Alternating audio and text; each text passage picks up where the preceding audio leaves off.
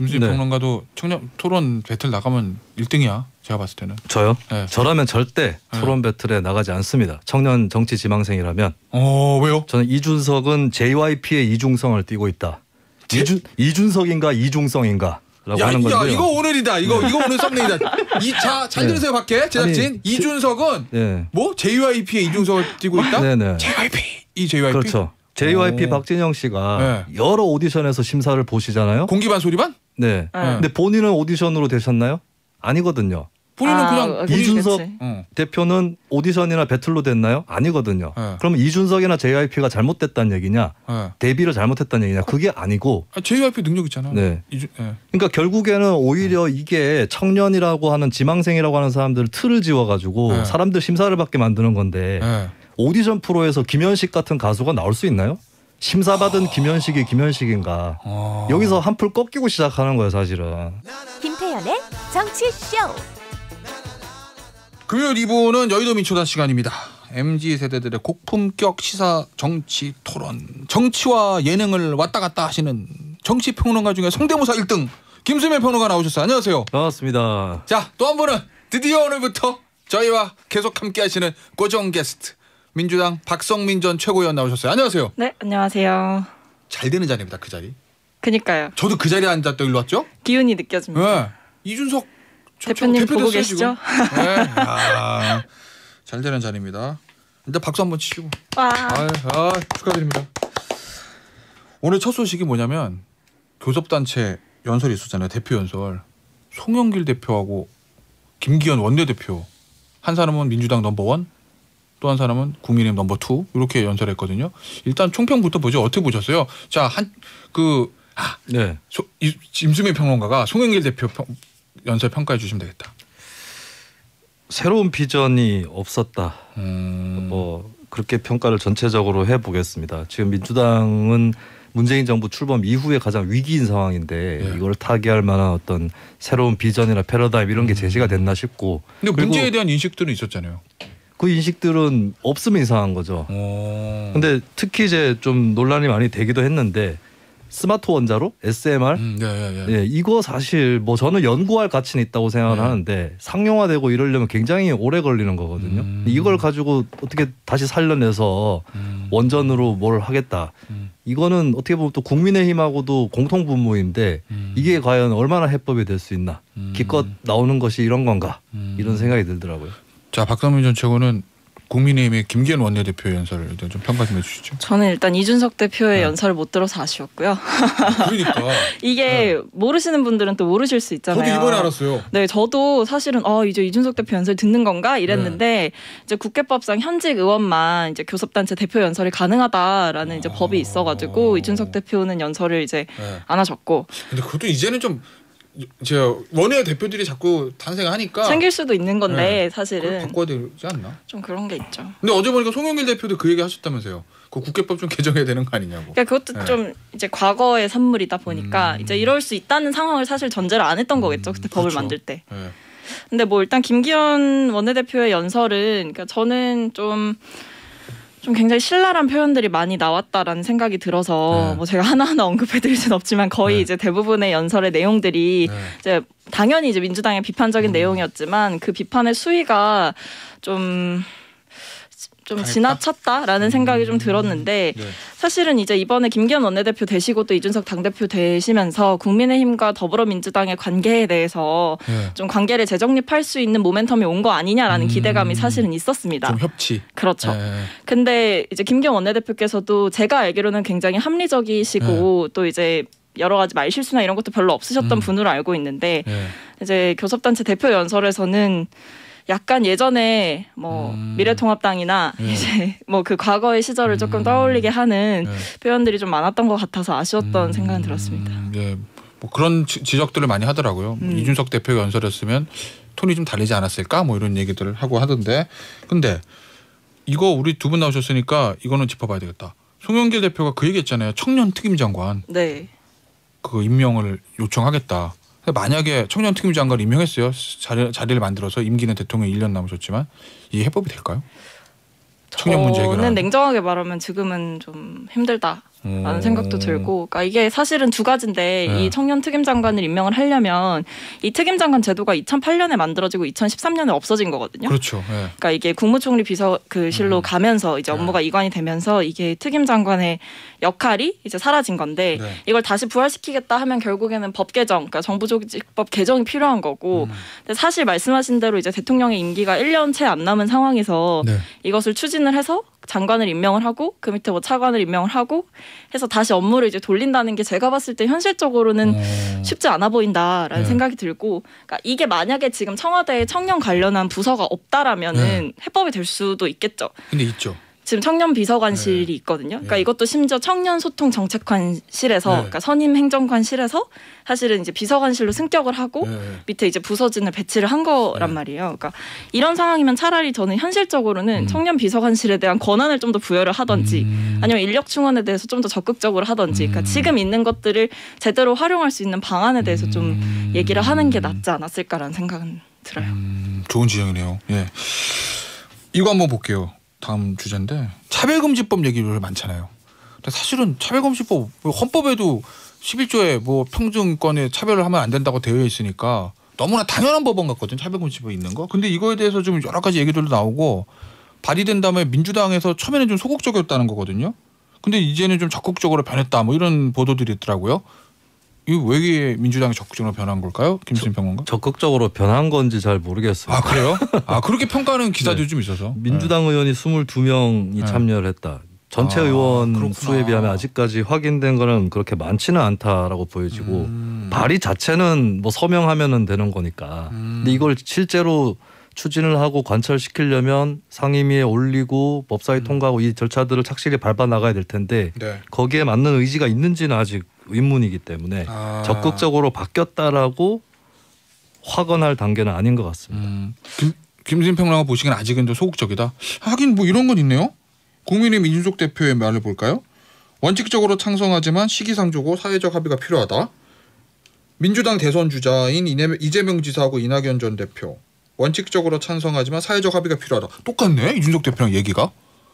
그러니까 이게 사실은 이게 당을 떠나서 뭐 여러 가지 국민들께서 생각이 다양하시잖아요. 근데 이 차별금지법에 대해서 찬성하고 계시는 국민들도 많으시지만 이 부분에 대해서 뭐 차별금지법의 내용이라든지 뭐 여러 가지 이유를 근거로 뭐 종교도 사실은 들어가는 거고요. 솔직히 말씀드리면 종교가 제일 큰 부분인 것 같아요. 그래서 이제 그 분들께서 이제 반대를 하시는 수위가 굉장히 강합니다. 실제로도 이제 이게 이번에 민주당에서 또 얘기를 했었지만 과거에도 얘기가 나왔던 부분인데 그때도 제가 알기로는 이제 발의를 주도하신 모 의원님의 의원실이 거의 일주일간 업무를 못할 정도로 이제 의원실이 마비가 되고 했었는데 그러니까 좀 그 정도로 이게 좀 극명하게 갈리는 부분이에요. 그러다 보니까 사실 표를 많이 끌어안아야 하는 리더의 자리에 있는 사람들은 사실 이 부분에 대해서 소극적으로 메시지를 내고 있는 건데 저는 민주당이 뭐 엄청 적극적으로 변했는지 잘 모르겠다라고 하셨지만 제가 이렇게 짧은 기간이지만 봤던 민주당 내에서는 사실 이 정도까지 여론이 모인 건 전 되게 큰 일이라고 생각을 합니다. 아, 차별금지법 발의하는 의원들이 네, 왜냐하면 그러니까 제가 의원님들 명단을 이제 뭐 20몇 명이라고 하지만 사실 이제 이 명단을 딱 봤을 때 제가 느낀 건 이게 사실은 솔직히 말씀드리면 지역구 의원님과 비례대표 의원님의 그 스탠스가 굉장히 다르거든요. 그럴 수 있죠. 굉장히 다를 수밖에 없습니다. 근데 여기에서 보면 그래도 지역구 의원님들께서 굉장히 많이 참여를 하셨거든요. 그러니까 어떻게 보면 과거 입장을 표명하시지 않았던 분들까지도 그러니까 이거 보면서 이번에 좀 탄력을 받은 부분이 있다. 이게 민주당뿐만 아니라 사실은 이게 뭐 국민청원도 이제 달성이 되고 이런 부분들이 있어서 좀 여론이 많이 모아지고 있는 상황이 아닌가라는 생각도 들고요. 근데 뭐 사실 앞서 지역구 의원하고 비례대표 의원들 문제를 말씀하신 것게 아무래도 저 종교적인 문제 그렇잖아요. 그렇죠. 특정 종교의 강력한 표심. 아마 이낙연 전 대표하고 이재명 지사가 대선 주자니까 아무래도 그런 부분도 의식해서 조금 조심스러운 것 같기도 한데 선거 앞둔 정치인 입장에서는 좀 약간 몸 사리는 걸 현실적으로 이해가는 측면이 있는 것도 아닌가요? 네. 근데 몸을 사리는 거는 이해가 가는데 몸을 사리고 있다는 티를 많이 내면 정치 미학적으로 크게 문제가 생깁니다. 저 사람이 무슨 신념을 갖고 정치를 하겠느냐.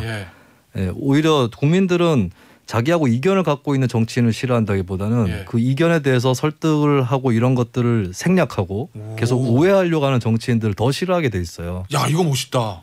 네. 오늘 썸네일 가나요? 네. 뭐야 그쵸. 생각해봐야 되겠는데 자기랑 네.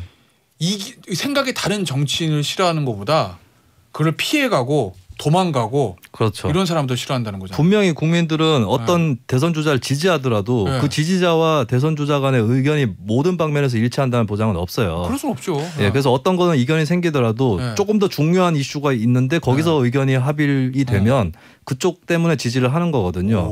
그러면은 이게 표가 깎일 거라고 생각한다면 다른 걸로 만회하려고 하는 그런 의지를 충분히 갖고 시도를 해볼 수 있는 건데 그냥 이런 식으로 부자 몸조심하듯이 가면 예, 결국에 그 부자는 3대 못 가는 게 아니라 3개월을 못 갈 수 있다.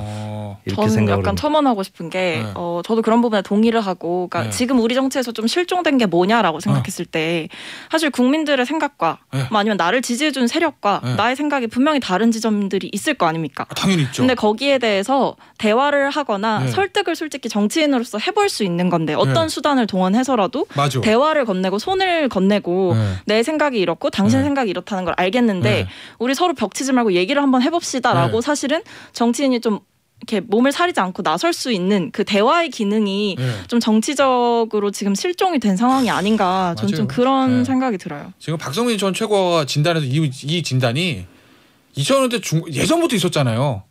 근데 아직도 해결이 안 돼. 이 뭐 아마 저 민주당 의원하고 국민의힘 의원들 다 들으셔야 되는 얘기라고 봅니다. 저는. 이 지난 대선 때 기가 막히는 장면이 하나 있었는데요.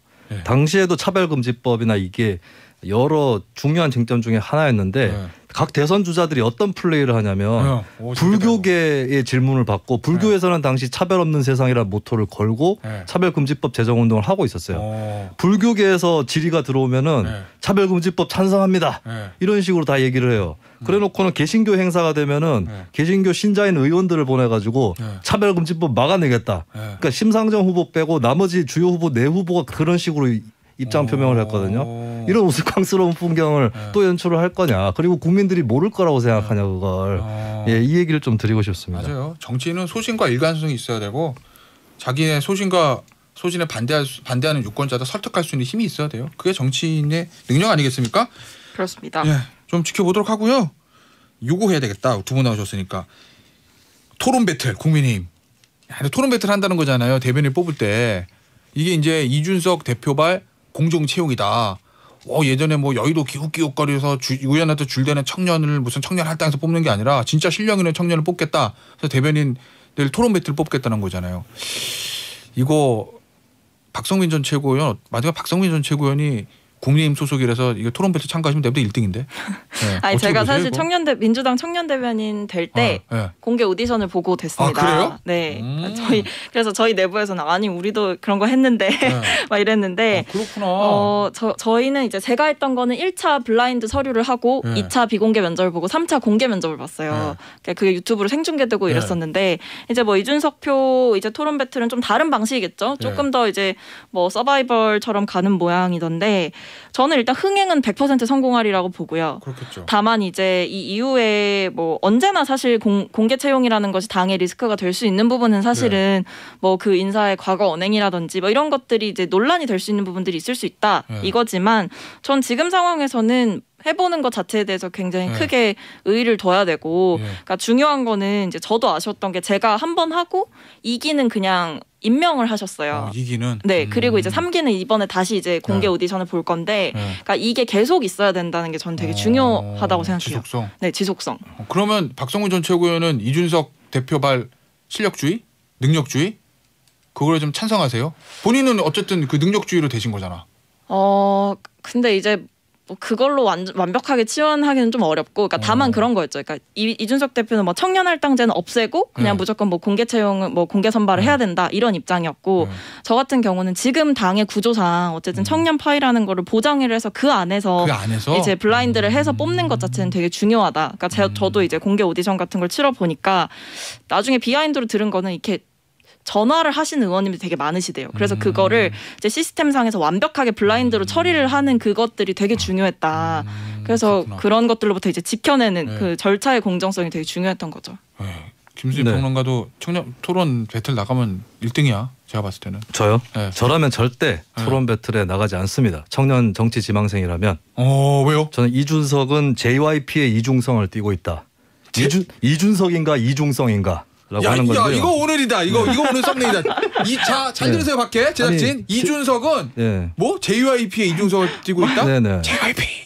그렇죠. JYP 박진영 씨가 여러 오디션에서 심사를 보시잖아요. 공기반 소리반? 네. 근데 본인은 오디션으로 되셨나요? 아니거든요. 본인은 그냥 이준석 대표는 오디션이나 배틀로 됐나요? 아니거든요. 그러면 이준석이나 JYP가 잘못됐다는 얘기냐? 데뷔를 잘못했다는 얘기냐? 그게 아니고. JYP 능력 있잖아. 네. 그러니까 결국에는 오히려 이게 청년이라고 하는 지망생이라고 하는 사람들을 틀을 지워가지고 사람들 심사를 받게 만드는 건데 오디션 프로에서 김현식 같은 가수가 나올 수 있나요? 심사받은 김현식이 김현식인가. 여기서 한풀 꺾이고 시작하는 거예요, 사실은. 오히려. 저라면은 여기에 절대 참여 안 합니다. 제가 정치 지망생이면. 어떻게 해요, 그러면? 사실은 그러니까 이렇게 좁혀서 채용을 할 것이 아니라 사실은 정당의 다양한 현장 활동들이 있거든요. 지역 활동도 있고 또 청년들 같은 경우는 학교를 다니니까 학교 분회도 있을 수 있는데 거기서 자기들끼리 활동하면서 언론 논평이라든지 이런 걸 낼 수 있어요, 활동으로. 예를 들어 대학생위원회라든지 뭐 이런 그렇습니다. 그 활동들을 평소에 잘 지켜보면서 스카웃을 하면 되는 거예요. 이렇게 줄을 세워가지고 한 장에 모아가지고 경쟁을 시킬 일이 아니라 들판에 풀어놔야 된다는 겁니다. 그래서 살아 돌아오는 사람은 살아 돌아오는 거죠. 야, 좀 이런 야성을 봐야 돼, 야성을. 오디션에서는 김현식에 탄생할 수 없다. 아니, 왜냐하면 생각해보니까 그저 서태지와 아이들이 첫 데뷔 무대를 M본부의 신인 가수 등용하는 프로에서 데뷔했는데 기억 안 나죠? 혹평을 봤어. 혹평 심사위원 3명한테. 그러니까 진짜 위대한 스타는 야성에서 나오는 거네. 그러니까 김현식 씨 말고 다른 최근 가수 해달라는. 밖에서 제작진이 김현식은 좀 옛날 가수다라고 하시는데 이게 그러니까 문제예요. 아니, 옛날에나 가능했던 새로운 가수를 좀 해줘요. 근데 옛날에나 가능했던 게 돼버렸기 때문에 문제라는 거죠. 근데 김현식 씨 지금 오디션 프로 나와보세요. 시청자들이 바이블레이션은 왜 별로 없어? 뭐 초고음 더 올라가야 되는 거 아니냐? 이런 식으로 획일화된 평가를 받기가 십상입니다. 근데 뭐 저는 이걸 긍정적으로 평가할 수밖에 없는 이유가 사실 말씀하신 현장 활동 이런 거를 정당에서 주목을 잘 안 하지 않습니까? 시간도 오래 걸려. 지금부터 다시 시작하려면. 네, 그러니까 지금 상황에서는 이제 이런 제도로 이제 시작을 할 수밖에 없는 건데 저는 근데 그 범위가 다양해져야 된다는 거에는 완전 동의해요. 그러니까 이게 단순히 시험 치고 뭐 배틀에서 줄 세우는 걸로 등용하는 것도 있겠지만 그 외에도 현장 활동을 하면서 혹은 뭐 밖에서 이제 여러 가지 활동을 하는 청년들도 있어서 거기에서 또 눈여겨보고 같이 이제 활동을 하자고 제안할 수 있는 거라서 그러니까 거기에 이제 눈이 얼마나 이제 가고 마음이 얼마나 열려 있느냐 뭐 그런 부분들이 중요하겠죠. 알겠습니다. 나 이거 지금 박성민 전 최고한테 좀 오늘 고정 첫날인데 좀 미안한 질문이 하나 있네. 그리고 민주당에서요. 개그 콘서트 연출했던 PD를 뭐 대선기획단에 영입하자는 아이디어죠 일단. 그거를 의원들끼리 문자에서 주고받는 게 포착이 됐어요. 이거 어떻게 보세요? 봤습니다, 사진을. 뭐 아이디어는 아이디어이긴 하지만 아니 뭐 반응이 그렇게 썩 좋은 것 같지는 않던데. 그 하필 그 문자 메시지를 받은 의원이 유상무 상무상을 닮은 김영호 의원이었습니다. 유상무 씨랑 닮지 않았나요? 김영호 의원 사진 한번 검색해 보십시오. 제가 그건 잘 모르겠고 이게 사실 이게 나가서 안 좋아지는 것도 있죠. 사실은 이게 내용이 나가서 내부적으로 이렇게 얘기를 해보고 회의를 해볼 수는 있는 건데 사실 뭐라도 이제 해볼 수 있는 거 아니겠습니까? 근데 이게 좀 아쉽네요 지금. 아쉬워. 해보기도 전에 지금 이야기를 하고 있어가지고. 저 앞서 유성환님 서태지 아이들 65점도 못 받았었어요. 아까 제가 말씀드렸던 신인 가수 그 프로에서 그랬더니 78점이었을 겁니다. 그걸 기억해요? 네. 65점까지는 아니었고. 요것도 여쭤봐야 되겠다. 진짜 나는 여의도에서 국회의원이 그런 모습으로 사진 찍는 걸 신문을 통해서 볼 거라고 생각도 못했는데 유호정 의원이요 보라색 드레스에 등에 딱 파지고 거기다가 문신 이렇게 스티커를 붙이셔가지고 문신 타투 금지하는 법안, 타투 허용 법안 이거 만들자고 하신 거 아니에요? 이거 어떻게 보셨어요, 김수진 평론가? 새로운 어떤 의정 활동의 하나의 모습인데? 타투 합법화 문제가 18년 전에 국회에서 불거진 적이 있습니다. 당시 열린우리당의 임종인 의원이 추진위원장까지 맡아서 추진을 했던 건데 아직까지 해결이 안 됐다는 것이 좀 안타깝고 뭐 이번에 퍼포먼스에 대해서 여러 말들이 많은데 적극적이긴 하죠. 근데 이 문제를 환기시키는데 정말 성공했고 그리고 여러 가지 독설과 진짜 입에 담을 수 없는 악플들이 쏟아지고 있는데 류호정 의원은 맷집이 안 그래도 세 보였는데 계속 맷집은 세지고 있다는 생각이 듭니다. 같은 청년 세대로서 도움 될 것 같아요. 류호정 의원의 앞으로의 의정 활동에 그런 퍼포먼스. 본인이 뭘 얻고 뭘 버릴 것인지를 전 분명하게 생각했다고, 그러니까 분명하게 결정을 했기 때문에 이 정도의 퍼포먼스가 나오는 거라고 생각이 들어요. 뭘 얻기로 그러니까 이제 쉽게 말씀드리면 그 입법, 그러니까 타투 입법이라는 목적 그리고 그거에 대한 화제성을 불러일으키기 위해서 의원이 할 수 있는 최선의 수단을 동원해서 이제 설령 본인이 좀 과도한 욕을 먹더라도 이 문제를 환기시킬 수 있으면 이걸로 만족하고 그리고 이걸 나는 입법을 해내겠다라는 이 목적 의식으로 저는 했다라고 생각을 하고 그러니까 모두한테 이제 사랑을 받겠다 아니면 아주 안정적인 의정 활동을 하겠다 이런 방식으로부터 본인이 이제 탈피를 했다라고 보는 거죠. 알겠습니다. 오늘 아주 재밌는 여러 가지 소식들을 MZ 세대의 눈으로 분석을 해봤고요. 여의도 미쳐단 오늘 여기서 마무리하고 두 분은 다음 주 금요일에 다시 뵐게요. 감사합니다. 고맙습니다. 감사합니다.